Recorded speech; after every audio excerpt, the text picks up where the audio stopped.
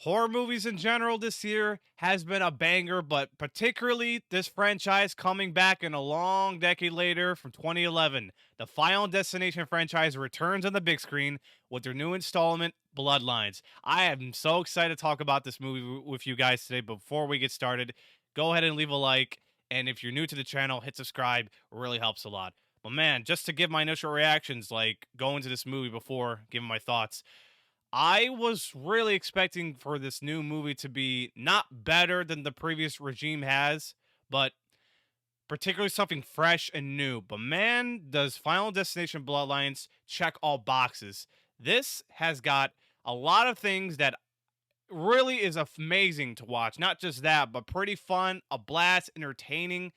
I can tell you right now, there's amazing things I'm gonna really talk about with Final Destination Bloodlines, but I had a great time yesterday watching it last night Thursday. But man, was this entertaining start to finish. So you have two directors that never's done a Final Destination franchise once, but you have new directors in the seat. You have Zach Libisky and Adam Stein, and I have to say they did a great job of showing off why they're born to direct this movie. Now, they did not write this from a standpoint, but the way they vision to get these performers out, and not only that, but the style and the direction they're going with, even the cinematography is really unique. This movie, and I will say it involves a piece of penny that I think some of the shots in the pennies parts, I thought, just to give that context only, I thought it was really unique to the shots of this movie, and it's got great ideal kills of how it goes with their ideas that they shared in the Zoom meeting once. And man, the creatively styled directional kills in this movie, just to get to talk about the kills, because I know everyone wants to know the kills. I thought the kills in this movie were fantastically brutal at times. They're even played at funny sketch at times for a little, but it really is serious for the most of it. And it has me on the edge of my seat for what to expect. And man, those kills were gnarly. Like, there's a lot of things in this movie, not to give too much context, and maybe some part in the trailer, but they done a great job of what to present with these kills, with these deaths, and not to mention what can it traumatize people. Because if the Final Destination movies can traumatize anyone, it's done its job. Because there's a few couple scenes that were traumatizing. Perhaps a family barbecue is really scary now, and I don't know when I'm gonna have a family barbecue with my own family, or if anyone is going to have a family barbecue. And if you've seen this movie, boy, just pray to God nothing like this ever happens. And there's like a few scenes, of course, from the franchise has been traumatizing to anyone. I mean, I still have doubts of roller coasters now since the third Final Destination, and man, does it really say it's going to be something worth remembering and to be fearful about for years to come. But the family barbecue is one of those scenes. I thought it was great. My also favorite scene, it involves a tattoo shop, because I think there's a great sketch to it, which I'll get to the particular actor in the next few minutes. But wow, I love that tattoo scene, and man, it was just something worth talking about for. What makes Final Destination Bloodlines really specially very good at the same time being almost the best it can be is the writing of this movie. I mean, there is like clever writers that I seen familiar names. You have a guy named Guy Busick who actually wrote the Scream movies from 5 and 6. And this is a great resume to add, because he's done a great job with the writing and dialogue with the last Scream movies. And he's coming over to do the Final Destination movie, which is really incredible. And you also have Laurie Evans Taylor, also wrote the screenplay, but the story, of course, is not only done by them, but you have John Watts, who also did the Tom Holland Spider-Man movies. And it seems like he's a Final Destination fan for what I know, really. But he also came up with a great story with those guys. And I have to say, the writing, and there's a great amount of writing and humor in this movie that I think it is really a crowd-pleasing movie. And there's a few scenes in this movie that would really give a lot of pleases to what humor has been really missing with some of the movies that we never seen in like a decade. But man, the writing with this movie, it's a lot clever and it's a lot enjoyable. Haven't even cringed once. So the writing in this movie in general was very good to me. And I thought it was really entertaining for the most of it. It's clever, it's brilliant. Everything with this dialogue is really interesting. And the family dynamics, of course, with the dialogue, I thought really is also fun to enjoy too. I want to talk about the cast real quick because the cast of this movie are steadily interesting. Now, there's no big names except Tony Todd, which I'll get to later on in a bit. But I gotta give praise to the amazing cast. I mean, there is a great lead involving Caitlin Santa Joanna, and I thought, as someone I never seen her movies before, this is the first movie I seen of her in a lead role. And the Final Destination movies had solid female leads and male leads. Let me just be real. I mean, Alex was a great lead in the first Final Destination movie. The fourth Final Destination, I mean, Nick isn't a great protagonist.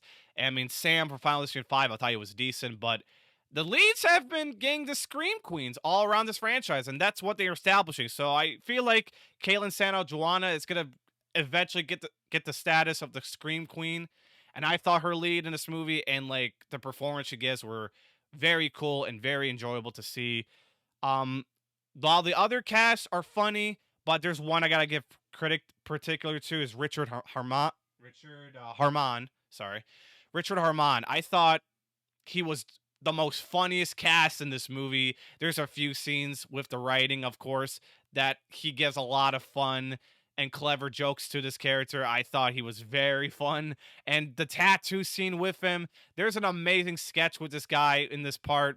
I thought was really awesome to see. Matter of fact, it made me smiled as the tattoo scene goes, but man, I don't know how to explain, not to give too much context without spoiling, because I don't want to bring spoilers.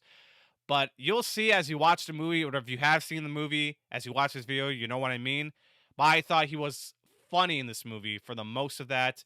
The other cast were solid, of course. I mean, Theo Barons, I thought he was a very good addition, support. And like overall, there's not much big names to talk about, but I think these casts, particularly the lead by Caitlin Santa Joanna, she really has this scene. She really has the movie carrying on her back. But the cast member I had to give my big flowers to that we are never get to see him now because he passed away. For the ones who don't know, Tony Todd. He died right before turning 70 last year. And it's really too young for that person to really die, in my opinion. Like dying around 60s is just way too young until going to the 80s and 90s. But Tony Todd carried this whole franchise as an iconic person who knows about death in the entire franchise. And iconic for Candyman, Marvel Spider-Man, voice of Venom, whatever you like to remember by. But as an iconic fandom, he really means a lot to me. And Tony Todd was incredible with the performance he pulled through. The fact he had an illness during the movie, he pulled through a lot of his performance he can pull out. And Tony Todd, man, may he rest in peace. I will never forget the moment he passed away, got me thinking about him up to this movie's release. And I will always cherish his performance yet to come. And Tony Todd is one of those iconic fandoms I will never forget to see on the big screen that we truly miss. Overall, Final Destination Bloodlines is the most brilliant, clever, funny, yet bold, daring take this franchise has ever gone to in such a long time. Thanks to its unique writing, storyline, family dynamics, and great directors that did a great job of demonstrating nasty deaths on screen with unique directional shots they're going with the kills and everything. In my opinion, this is possibly, if not the best film of the franchise we got in such a long time. And me personally, Final Destination 2 is my favorite. And I think Bloodlines personally is gonna be my favorite of all time, maybe in the franchise. Sticking with me top 3. I'm gonna be sticking about this in my head for such a long time. This movie really wrapped around my head. Is probably going to be around for the entire year.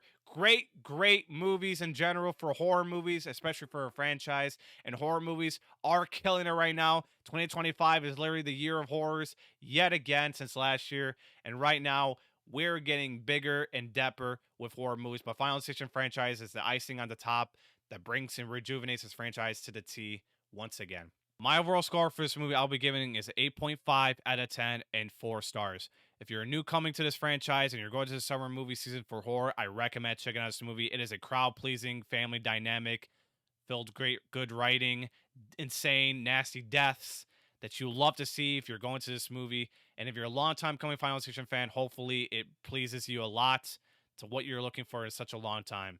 But let me know in the comment section below if you've seen Bloodlines, what do you think of it? And if you have your rankings for this franchise, let me know down below. I'd love to see them. But if you're new to the channel, hit subscribe button. If like the video, hit the like button. Most importantly, I want to hit you last. One of you guys stay safe, stay positive. Thanks for the video, guys. God bless. Peace.